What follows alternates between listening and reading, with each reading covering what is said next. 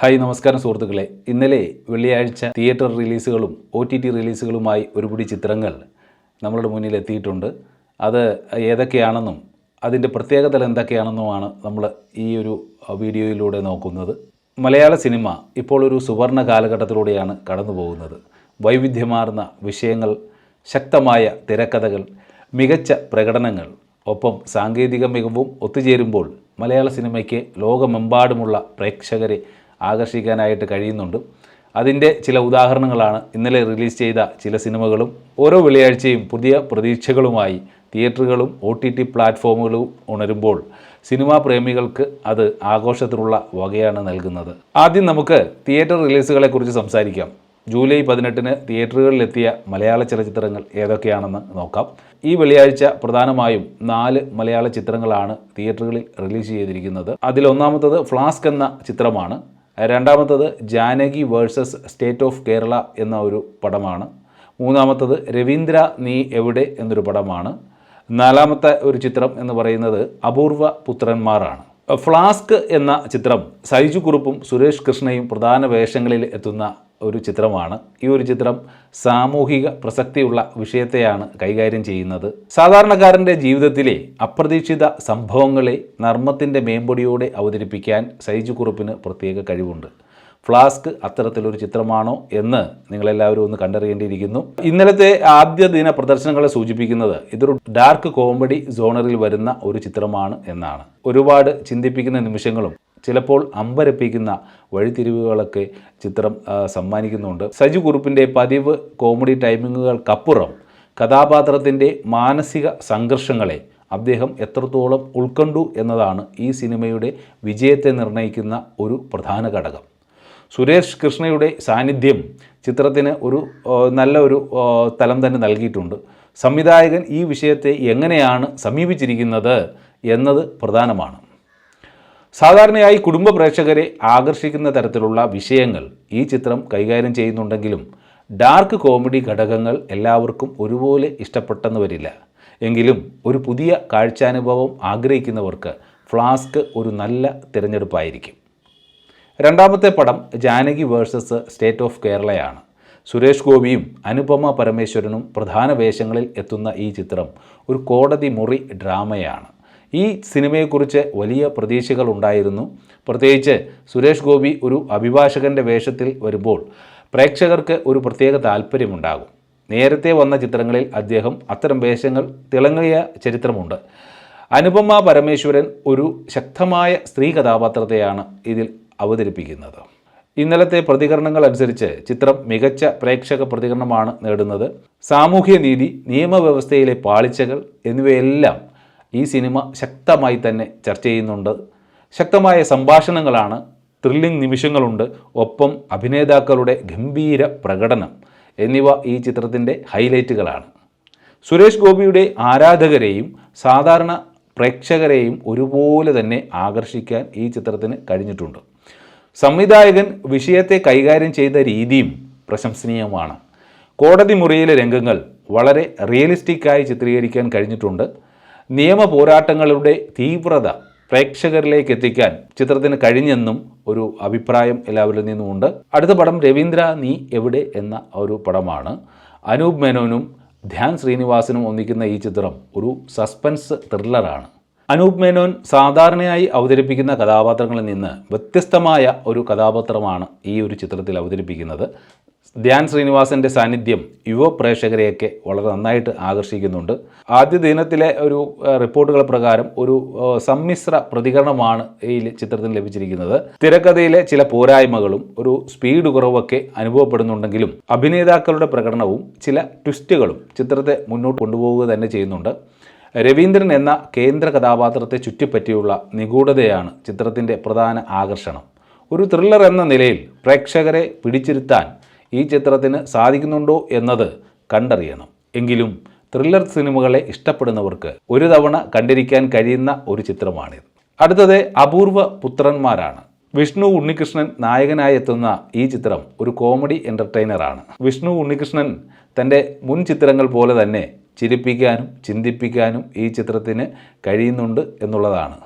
ആദ്യ ദിന പ്രതികരണം അനുസരിച്ച് സമ്മിശ്ര പ്രതികരണങ്ങളാണ് നൽകുന്നത്. ചിത്രത്തിലെ കോമഡി രംഗങ്ങൾ ചില പ്രേക്ഷകരെ രസിപ്പിക്കുന്നുണ്ടെങ്കിലും തിരക്കഥയുടെ ഒരു കെട്ടുറപ്പില്ലായ്മ ഒരു പോരായ്മയായി ചൂണ്ടിക്കാണിക്കപ്പെടുന്നു. സാധാരണ പ്രേക്ഷകരെയും കുടുംബങ്ങളെയും ഒക്കെ ലക്ഷ്യമിട്ടാണ് ഈ ചിത്രം ഒരുക്കിയിരിക്കുന്നത്. വലിയ സാങ്കേതിക തികവോ സങ്കീർണമായ കഥാതന്തുവോ ഒന്നും പ്രതീക്ഷിക്കാതെ വെറും ഒരു നേരം പോക്കിനായി ചിത്രം കാണുന്നവർക്ക് അപൂർവപുത്രന്മാർ ഇഷ്ടപ്പെട്ടേക്കാം. എങ്കിലും മികച്ച ഒരു കോമഡി ചിത്രമെന്ന നിലയിൽ ഇതിന് വലിയ മുന്നേറ്റം നടത്താൻ കഴിഞ്ഞിട്ടില്ലെന്നാണ് ആദ്യത്തെ റിപ്പോർട്ടുകൾ കിട്ടുന്നത്. ഇനി നമുക്ക് OTT പ്ലാറ്റ്ഫോമുകളിൽ ഇന്നലെ റിലീസ് ചെയ്ത മലയാള സിനിമകളെക്കുറിച്ചും മറ്റ് പ്രധാന ഡബ്ബിംഗ് ചിത്രങ്ങളെക്കുറിച്ചും സംസാരിക്കാം. OTT പ്ലാറ്റ്ഫോമുകൾ മലയാള സിനിമയുടെ കാഴ്ചാനുഭവത്തെ മാറ്റിമറിച്ചു എന്ന് നിസ്സംശയം പറയാം. തിയേറ്ററുകളിൽ റിലീസ് ചെയ്യാത്ത ചിത്രങ്ങളും തിയേറ്റർ റിലീസിന് ശേഷം പെട്ടെന്ന് OTTയിൽ എത്തുന്ന ചിത്രങ്ങളും പ്രേക്ഷകർക്ക് പുതിയ അവസരങ്ങൾ നൽകുന്നു. അത് കാണാനുള്ള കാഴ്ചാനുഭവങ്ങൾ നൽകുന്നു. ജൂലൈ 18 എത്തിയ ചില പ്രധാന ചിത്രങ്ങൾ നോക്കുകയാണെങ്കിൽ അസ്ത്രയാണ്. മനോരമ മാക്സിലൂടെയാണ് ഇത് സ്ട്രീം ചെയ്യുന്നത്.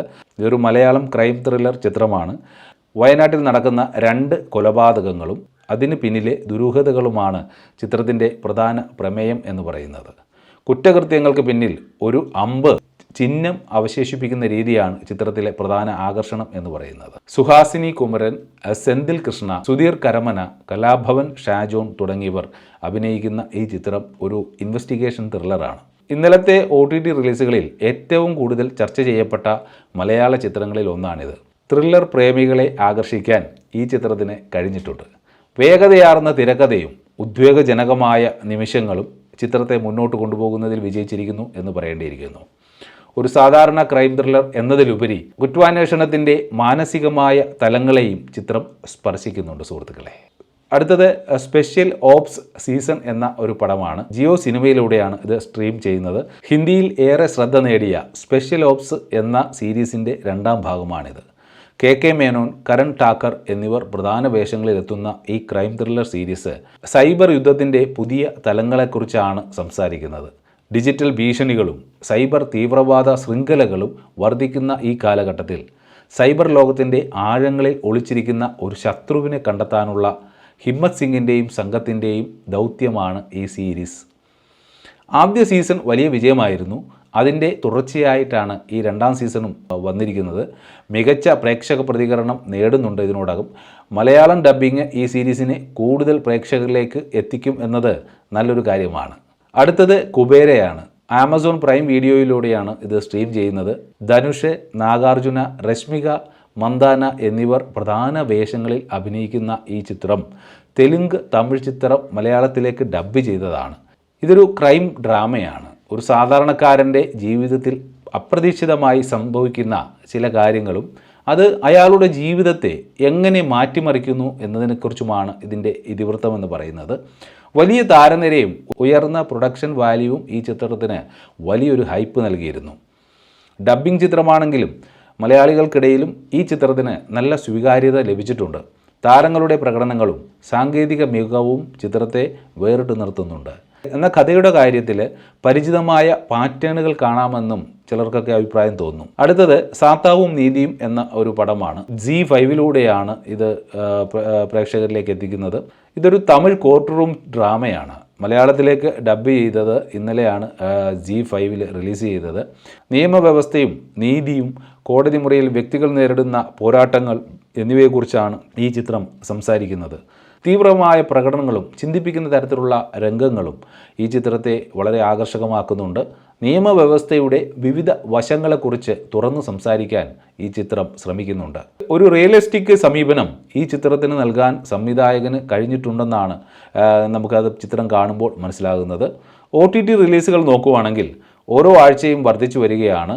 ഇത് വീട്ടിൽ നിന്ന് തന്നെ പുതിയ സിനിമകൾ ആസ്വദിക്കാനുള്ള അവസരമാണ് നമ്മൾക്കെല്ലാവർക്കും നൽകുന്നത്. പൊതുവായുള്ള നിരീക്ഷണങ്ങളും മലയാള സിനിമയുടെ ഭാവിയും ജൂലൈ 18 റിലീസുകൾ പരിശോധിക്കുമ്പോൾ ചില പൊതുവായ കാര്യങ്ങൾ വളരെ ശ്രദ്ധേയമാണ്. വിവിധ തരം ജോണറുകളുണ്ട്. കോമഡി, ത്രില്ലർ, കോടതി മുറി നാടകം, സാമൂഹിക പ്രസക്തിയുള്ള വിഷയങ്ങൾ എന്നിങ്ങനെ പലതരം ജോണറുകളിലുള്ള ചിത്രങ്ങൾ ഒരേ ദിവസം റിലീസ് ചെയ്തത് പ്രേക്ഷകർക്ക് തിരഞ്ഞെടുക്കാനായിട്ട് കൂടുതൽ അവസരം നൽകുന്നുണ്ട്. ഇത് മലയാള സിനിമയുടെ വളർച്ചയെയും പരീക്ഷണങ്ങൾ നടത്താനുള്ള സന്നദ്ധതയെയും കാണിക്കുന്നുണ്ട്. സുരേഷ് ഗോപി, സൈജു കുറുപ്പ്, ധ്യാൻ ശ്രീനിവാസൻ, അനൂപ് മേനോൻ, വിഷ്ണു ഉണ്ണികൃഷ്ണൻ തുടങ്ങിയ താരങ്ങൾ തിയേറ്ററുകളിൽ എത്തിയപ്പോൾ ഡബ്ബിംഗ് ചിത്രങ്ങളിലൂടെ ധനുഷ്, നാഗാർജുന, കെ മേനോൻ തുടങ്ങിയ വലിയ താരങ്ങളും OTT-യിലെത്തി. ഇത് സിനിമാ വിപണിയുടെ വളർച്ചയെയും അന്യഭാഷാ ചിത്രങ്ങൾക്ക് മലയാളത്തിൽ ലഭിക്കുന്ന സ്വീകാര്യതയുമാണ് കാണിക്കുന്നത്. OTT പ്ലാറ്റ്ഫോമുകൾ തിയേറ്റർ റിലീസുകൾക്ക് ഒരു വലിയ വെല്ലുവിളിയായി മാറിയിട്ടുണ്ടെങ്കിലും അവ പുതിയൊരു കാഴ്ചാനുഭവം തന്നെ നൽകുന്നുണ്ട്. ചെറിയ ബഡ്ജറ്റിൽ ഒരുങ്ങുന്ന ചിത്രങ്ങൾക്കും തിയേറ്ററിൽ വേണ്ടത്ര ശ്രദ്ധ കിട്ടാതെ പോകുന്ന ചിത്രങ്ങൾക്കും OTT ഒരു വലിയ സാധ്യതയാണ് തുറന്നു കൊടുക്കുന്നത്. ലോകോത്തര നിലവാരമുള്ള ഉള്ളടക്കങ്ങൾ പ്രേക്ഷകരിലേക്ക് എത്തിക്കാൻ OTT സഹായിക്കുന്നുണ്ട്. ഓരോ സിനിമയ്ക്കും അതിൻ്റേതായ വിമർശനങ്ങളും സ്വീകാര്യതയും ലഭിക്കുന്നുണ്ട്.